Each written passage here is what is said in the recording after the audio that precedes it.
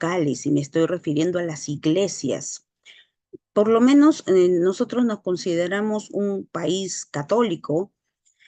Digo, nos consideramos de manera genérica, se respeta a nosotros en nuestra maravillosa profesión de psicólogos, psicoterapeutas, se respeta la postura religiosa, el grupo religioso de cada una de las personas.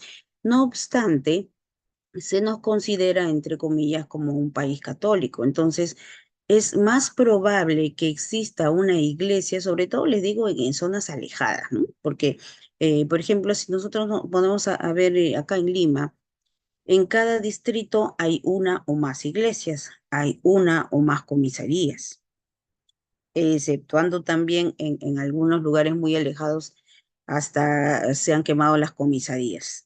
Pero eso es más o menos las entidades que podemos de inmediato pensar. Luego también, dependiendo de la zona, es importante que pensemos en las ONG. Las ONG tienen partida para ello. Les comento, en una de las experiencias que tuvimos de intervención en crisis, tuve el contacto de una persona tocando puertas realmente, porque hay que tocar puertas para todo, una persona que trabaja en la ONG Emaús. Ahora, en la ONG Emaús hay varias Emaús. Hay Emaús niños, Emaús jóvenes, Emaús de personas con habilidades diferentes, etcétera. Y contactándonos por medio de esa persona logramos que se les donara a una intervención en crisis que habíamos hecho, se les donó ropa y se les donó víveres. Entonces, aunque no se encuentre la ONG en el mismo lugar de los hechos, tú puedes gestionar, puedes tramitar esa ayuda. Ellos mismos llevan su propia ayuda. Y también debemos acompañar a priorizar y desarrollar un plan de acción para atender sus necesidades. Y cuando hablamos un plan de acción, hay que comenzar diciendo primero que hay que jerarquizar cuáles son las necesidades básicas. De pronto, si ha habido un huaico o una inundación y no tengo casa, no tengo ropa, no tengo dinero, no tengo nada, la necesidad básica será un techo. De ese modo hay que ir. Luego, la segunda necesidad básica será los alimentos. La tercera necesidad básica podría ser la seguridad. ¿Dónde estoy? ¿No? Si ponen la carpa al costado de donde hubo la inundación, no es una zona segura. El segundo eje es el de recursos personales. ¿Cuáles son las acciones? Explorar con la persona sus recursos de afrontamiento pasados. De pronto, hay algunas personas, y para eso es importante nuestra intervención como psicólogos, preguntarle, ¿alguna vez en tu vida has estado en algún siniestro parecido? Si te dice que nunca, empiezas de cero, como vamos a hacerlo ahora, pero si te dice que sí, en especial me refiero a aquellas personas que, como decía el día de ayer, viven en lugares donde cada año va a haber un huaico. Entonces ellos te dicen, sí, el año pasado el huaico estuvo fuerte. Y ahí hay que preguntarle, ¿qué hicieron? ¿Cómo hicieron? ¿De qué manera, o con qué ayuda lograron salir adelante? Y la pregunta del millón, ¿por qué no han sido reubicados? El tercer eje es información. Brindar información actualizada sobre lo que está ocurriendo. Comunicar las acciones de respuesta y los servicios de apoyo disponibles. De pronto, si estamos teniendo un sismo, todos queremos saber de cuántos grados es, dónde es el epicentro, y no todos tienen una radio, entonces hay que comunicarles una comunicación que, como dice RPP, directo en directo, actualizado. El apoyo social. Hay que promover la reubicación de la familia, los grupos de apoyo y los espacios colectivos para fortalecer las redes de soporte de las personas. Cuando nosotros hablamos de grupos de apoyo, nos referimos en primer lugar a la familia, definitivamente. O hay que tener en cuenta, queridos colegas, lo siguiente. Antes se tenía como pauta que la familia era la familia nuclear, papá, mamá, hijos y nada más. Luego se tuvo en cuenta a la familia extensa, la familia compuesta, la familia monoparental, pero hoy en día, hace unos 5 años ya, se acuñó en el Ministerio de Inclusión Social, el MIDIS, el término de acompañamiento familiar o grupo familiar, de tal manera que no necesita tener mi mismo ADN para considerarse familia. Les doy un ejemplo. Yo tengo alumnos en la universidad que varios de ellos alquilan un mini departamento y 4 personas viven allí, son roomies. Entonces esas 4 personas se constituye su grupo familiar, porque si hay algún evento o está enferma, por lo menos un vaso de agua con una pastilla le alcanzarán. Entonces, como verán, el término familia se ha ampliado a grupo familiar. ¿Qué pasó también, por ejemplo, en la época del COVID? Cuando fallecía mamá, fallecía papá, a los niños se les enviaba a los albergues. Eso constituye su grupo familiar. Y puedo seguir con 1000 ejemplos. Entonces, acuñemos a partir de ahora esta terminología de grupo familiar. Muy bien. Entonces decíamos que el primer apoyo es la familia, que hoy en día se constituye como grupo familiar. El segundo apoyo, muy importante, son los amigos, son los pares de los clubes sociales, de los clubes culturales, de los clubes deportivos. Todo ello constituye, y allí hay que estar monitoreando a todos y cada uno de ellos. Los grupos de riesgo.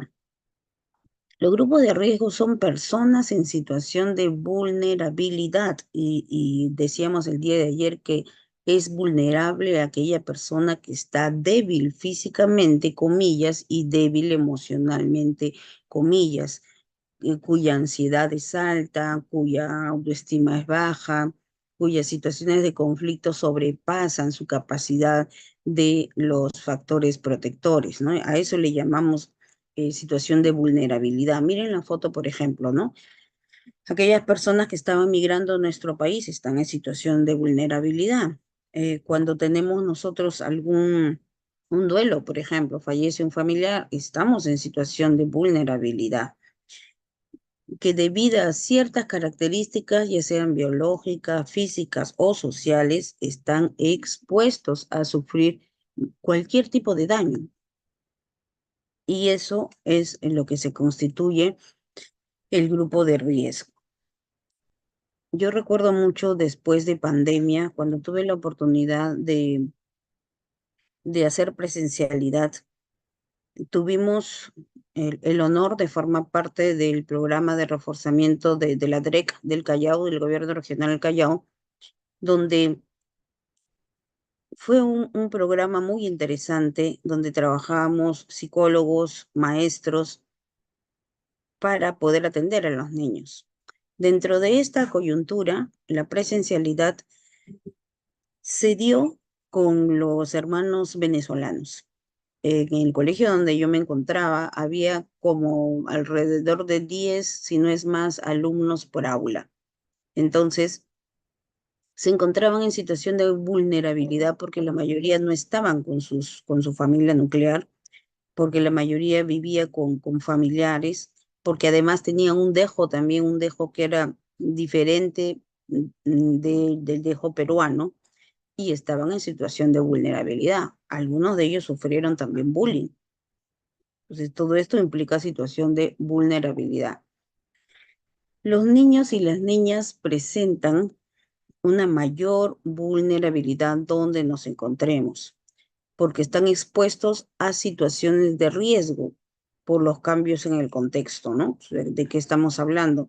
Cuando lo que es muy común en nuestro país, papá, mamá se divorcian o se separan, entonces es la típica una semana contigo, otra semana contigo, o yo quiero la tenencia. Entonces se encuentran en una situación de vulnerabilidad que no eligieron. Y dependiendo de los cambios en el contexto y las actividades de la vida diaria. El riesgo es mayor cuando se encuentran separados de sus padres o cuidadores, cuando han sido desplazados o están expuestos a muertes o alejado de las personas significativas para ellos y ellas. Pero aquí hay que hacer una pequeña tingencia. Es cierto que los padres funcionales nos dedicamos en cuerpo y alma a la formación y la educación de nuestros hijos, pero también hay que acotar algo. Existen madres de familia, padres de familia con trastornos mentales, que lo único que hacen es hacer miserable la vida de sus hijos. Existen otras personas bajo el yugo del alcoholismo, que lo único que hacen también es llenar de conflictos, inseguridades y maltrato físico y psicológico a sus hijos. Entonces, existen muchas situaciones en las que yo he ido a la fiscalía a poder defender a mi paciente que lamentablemente su madre biológica o padre biológica no tiene las características psicológicas, emocionales como para poder atenderlos adecuadamente, ¿no? Porque finalmente en la Constitución nos dicen, el niño tiene derecho a la educación, a una familia, y yo pregunto, y a un techo, y yo pregunto, si tu familia es funcional y te da orientación en valores, genial. Pero si dentro de la familia vives en un entorno que papá, mamá, tíos y los que vengan fuman marihuana o cualquier otra droga, entonces eso ya es nocivo, ¿no? Ahí hay que tener cuidado. Los adolescentes. Esta es una etapa que yo le digo entre comillas lo que decía Adler, la tierra de nadie. Imagínense todos ustedes conmigo en este minuto, por favor, la situación de un circo. En un circo ponen eh, una cuerda por donde van a hacer sus malabares las bailarinas, los payasos, etcétera. Imagínate que tú y yo estamos pisando esa cuerda y de pronto esa cuerda va a la derecha o va a la izquierda y así se encuentran los adolescentes. Comenzando que el lenguaje que utilizan, ¿no? Utilizan un lenguaje netamente no verbal. Tú le dices, ¿sabes qué, Gavisita? Ponte la casaca que está lloviendo. A propósito, ayer llovió. Ponte tu casaca que está lloviendo. Y me dice, me movió sus hombros. No me dijo nada, pero ya me mandó lejos. O si no le dices, anda, compre, por favor, se me acabó la lejía. Y con su manito, ¿no? Te manda. Entonces, ese es el lenguaje que usan los adolescentes. Y recordemos que el pase de la infancia a la pubertad y en sí a la adolescencia para llegar a la vida adulta es complicado para ellos, es muy complicado. Y no me canso de decirlo, los conflictos que no los han solucionado en la infancia pasan como que al doble en la adolescencia. Entonces hay que tener en cuenta cuáles son sus demandas emocionales. Es lo primero que hay que hacer. Cuando me traen pacientes adolescentes y me llaman para sacar cita, lo primero que le digo, ¿le ha dicho a su hijo, le ha dicho a su hija que va a venir un psicólogo? Me dicen sí. Ok, porque si no le he preguntado, yo le mando preguntar. Si el adolescente dice que sí, genial. Si el adolescente dice que no, yo les mando preguntar que solamente una sesión. Si en la primera sesión se encontraron a gusto, se puede continuar, pero ellos tienen toda la potestad de elegir. Si ellos ya no desean continuar luego, cambio de terapeuta. Al menos yo trabajo así porque la mayoría de padres de familia traen casi de la greña a los adolescentes y ellos no saben ni para qué están ni por qué están y allí no hay un tratamiento eficaz. Hay que ser éticos, no se puede estar engañando a los respectivos familiares ni tampoco a los pacientes, ¿no? Ellos finalmente son nuestra razón de ser, nuestro motor y motivo y hay que atenderlos como se debe. Por eso siempre debemos estar estudiando, estudiando y estudiando actualizándonos. Eso, y por eso yo los felicito a todos los que están aquí para poder actualizarse y eso es lo que nos hace grandes como profesionales. Todo lo que quizás ustedes puedan escuchar lo pueden mirar en internet, pero las experiencias no las miran en internet y esas experiencias tienen que ser suyas. Y así uno va aprendiendo por ensayo y por error. Entonces, cuando hablamos de adolescentes, hay inestabilidad, hay dependencia emocional, hay el inicio de la socialización, donde ahí le pongo comillas también, porque no todos los, eh, los pares o no todos los adolescentes se constituyen como un buen ejemplo de valores, ¿no? Hay que ser, nosotros como padres, como madres, yo les pido a ustedes que lo transmitan también a sus pacientes, debemos de ser muy audaces. Tenemos que conocer cuál es el grupo de pares de tu hijo, de tu hija, con quién están dando, cómo es su familia, a qué se dedican, definitivamente, para que tú estés ciertamente segura y convencida. El día de ayer una paciente me decía, le he dicho a mi mamá y a la otra mamá de mis mejores amigas que el fin de semana, o sea, mañana, vayamos a una playa. Genial. Hasta ahí todo está bien, estamos en una temporada de calor y yo le pregunto, yo la veía demasiado ansiosa. ¿Y cuál es el motivo que quieras ir a esa playa? No, es que el chico, la señorita tiene 14 años, el chico que me gusta y que me cayó, me bloqueó y no quiere saber nada y yo quiero ir a la playa a hablar con él. Entonces, adolescentes, ¿no? Hay que respirar un poco y yo me pongo a pensar, si el jovencito primero la ilusionó, la coqueteó, luego le dijo, no, esto no va a funcionar antes de que estén, esto no va a funcionar, ya no quiero saber nada más de ti, ya no me busques, ya aquí nomás quedó. Ella se ha obsesionado y está atrás, atrás y atrás, hasta quiere organizar este paseo de playa con el objetivo de acercarse a este joven y quiero que me explique, dice ella. Tú no puedes andar pidiendo explicaciones a alguien que aún no tiene un vínculo emocional. Ellos no son nada, ni son enamorados, ni son, eh, se podría decir, pretendientes de él, porque ella no, cuando tuvo y debió tener la oportunidad, no le dijo absolutamente nada. Entonces, a lo que yo voy es esto, ¿no? Ella se va a exponer a ir a la playa delante de los papás, de sus amigos y de sus amigos, a que él la corte, como mínimo, puede hacer más cosas. Entonces, en esta etapa de la adolescencia, ellos actúan de manera impulsiva, no lo piensan, solo lo sienten. Hay que tener mucho cuidado y repito, la etapa de la adolescencia viene marcada de cómo haya pasado y qué conflictos haya existido en la infancia, ¿ok? Y con esto nuevamente les doy la invitación con muchísimo cariño. Si hay alguna inquietud, alguna pregunta, la van colocando en el chat para irla respondiendo. Yo voy a estar atenta. Miren esta foto.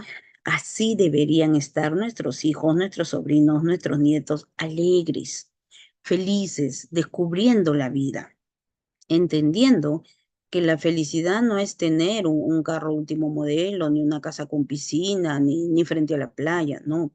La felicidad es ir construyendo minuto a minuto y hacernos felices de los logros chiquitos, de esos chiquitos logros.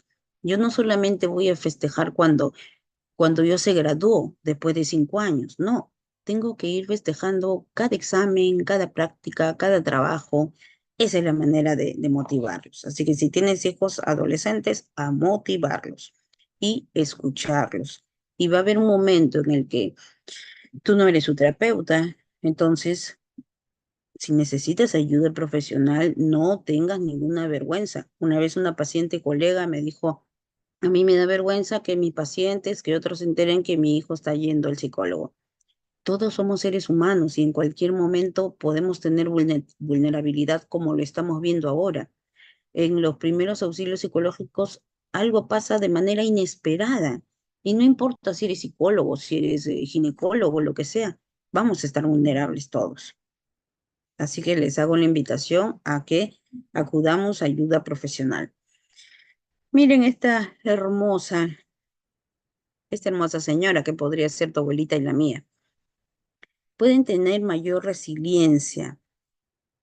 Paradójicamente, ¿no? Las personas mayores, claro que pueden tener mayor resiliencia porque ya han pasado tantas experiencias en la vida. Ellos mismos te dicen, ¿no? Y me encantaría que en el rol donde tú te encuentras, si estás en un colegio, si estás en una universidad o donde estés, elabora tus grupos para ir a visitar a las personas con habilidades diferentes, a las personas, a los asilos, a las personas adultas mayores, para que con esta experiencia tus alumnos se puedan comprometer y se puedan sensibilizar. Muchos de nosotros y muchos de tus alumnos viven con sus abuelos, pero no los atienden, ni siquiera los escuchan, hasta se aburren. Entonces hay que generar esa sensibilidad. Recordemos que todos vamos a llegar a ello. Hay que generar el valor de la solidaridad, de la empatía, de la atención. Las pérdidas materiales y la falta de independencia son experimentadas con tensión y desesperanza. Asimismo, las enfermedades crónicas pueden agravarse por el contexto. Eso hay que estar siempre, yo siempre digo cuando se habla de personas de la tercera edad o la edad de oro, tienen que tener su pequeña mochilita con sus remedios, cosa que si hay un temblor o cualquier otro siniestro, ahí están sus remedios, porque muchas veces no se vuelven vulnerables solo por el efecto, sino porque no toman sus pastillas que tienen que tomarlos de por vida, ¿no? Dependiendo su enfermedad. Las personas con discapacidad física, sensorial o cognitiva pueden verse afectado su funcionamiento en las actividades de la vida diaria por cambios radicales en su entorno, ¿no? Ahí tenemos, por ejemplo, miren esta foto de abajo, un joven que está tocando el saxofón, es una pequeña orquesta, y ahí hay una señorita que también disfruta en silla de ruedas. Y no podemos dejar de mencionar también, miren esta, la primera foto donde está el pequeño ya adaptado a su situación, porque miren la situación en la que está en su silla de ruedas, pero sobre todo disfrutando. Es lo que debemos hacer nosotros. Mientras tengamos, y ojo, lo digo con mucho respeto y con todo cariño, mientras tengamos nosotros todos nuestros miembros, hay que valorar nuestro cuerpo. Yo pregunto a mis alumnos en la universidad y les pregunto a ustedes, a ver cuántos me escriben en el chat. La pregunta es, ¿el cuerpo habla? Les voy a dar unos segundos a ver qué me responden. ¿El cuerpo habla o no? A ver, vamos a ver, aquí tengo unos chats. Gaby, mi tocaya, me dice que sí, es cierto, concuerdo. Carmen Solís también me dice que sí, perfecto. Neri Fernández me dice que sí habla. Creo que están convencidos. Ah, Matthew Thomas me dice que hay somatizaciones. Matthew se está yendo al segundo paso. Walter nos dice, expresa lo que siente. Me voy a quedar con esa frase, Walter, con la tuya. Definitivamente el cuerpo expresa, pero ¿qué es lo que va a expresar el cuerpo? Nuestros conflictos, nuestras ansiedades, nuestro cansancio. Por ejemplo, cuando nosotros bostezamos, ¿qué significa el bostezo? ¿Bostezo por gusto o qué significa? El bostezar significa que mi cuerpo me está diciendo que estoy cansada. Probablemente no dormí bien o ya hice muchas actividades en la mañana. Esa es una manera como se comunica. O también, por ejemplo, cuando queremos ir al baño, nadie te pasa una invitación, no, sencillamente el cuerpo te dice que quiero ir a orinar o quiero hacer popó, etcétera. Entonces, aquí me dice Karen Vidal, el lenguaje corporal refleja lo que no nos atrevemos a decir. Muy cierto, Karen, muy cierto. Muchas veces estamos indispuestos y te preguntan lo típico, ¿no? Todos te preguntan, hola, ¿cómo estás? Y tú respondes automáticamente, no lo piensas, ¿no? Te estás desmoronando por dentro, pero tú respondes, estoy bien. Entonces ahí Karen nos dice, el lenguaje corporal refleja lo que no nos atrevemos a decir, porque quizás no tengo por qué decir tampoco todos mis sufrimientos al exterior. Tengo que elegir a quién decirlo. alguien de confianza, etcétera. Entonces, en vez de decir estoy bien con una manera que parece que me estoy durmiendo, sería muy importante a la persona indicada, obviamente, ¿no? Esto no lo puedo decir a cualquier conocido, cualquier amigo, no. Sería bueno, no me siento muy bien. Esa es una respuesta válida y es una respuesta asertiva. No tienes por qué dar más explicaciones, con eso a buen entendedor o pocas palabras. Carmencita Solís nos dice, estamos conectados mente, cuerpo y espíritu. Eso es cierto, Carmen. El problema es que a veces nosotros estamos conectados, pero no le hacemos caso. ¿Qué pasa cuando mi cuerpo, por ahí decía, me duele la cabeza? Y no es que imagínense pues que yo tengo 20 años, a los 20 años pues no te duele ni el cabello ni nada, pero le duele la cabeza y le duele la cabeza y es lo que decía el amigo Walter, ¿no? La somatización. Pero antes de llegar a la somatización, que es un trastorno, antes de llegar a la somatización, sí tenemos claridad de que el cuerpo definitivamente habla, pero que tenemos la responsabilidad de prestarle atención.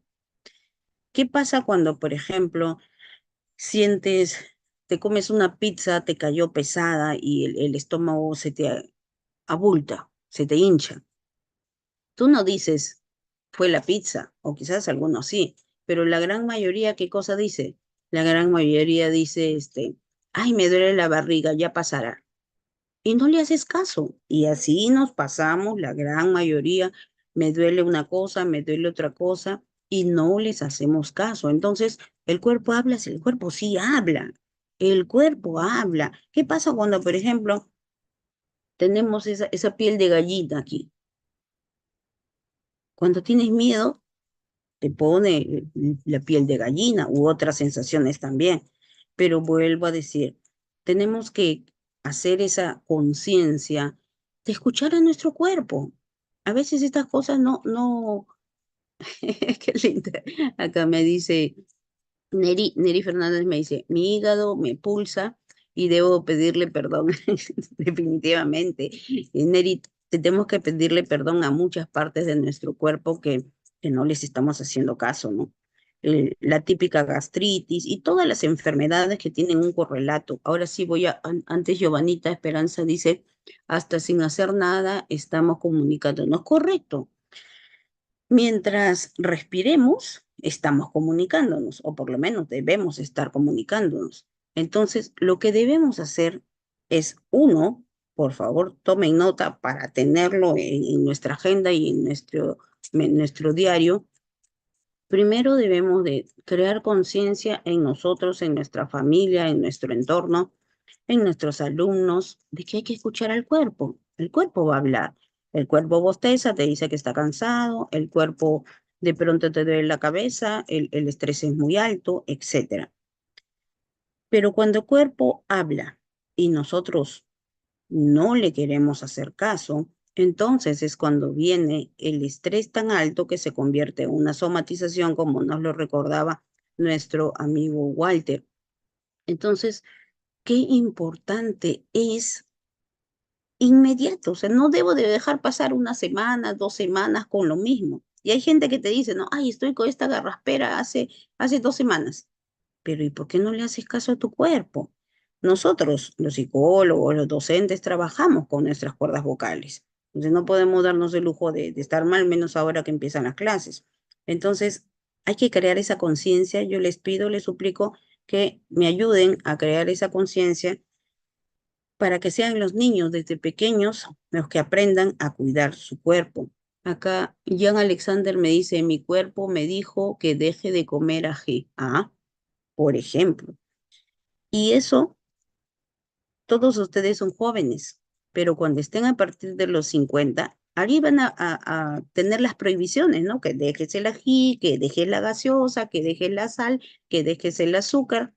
Entonces, significa que no has tenido el cuidado de tu cuerpo como debería. Entonces, conclusión, el cuerpo habla, sí. Hay que hacerle caso de inmediato, sí.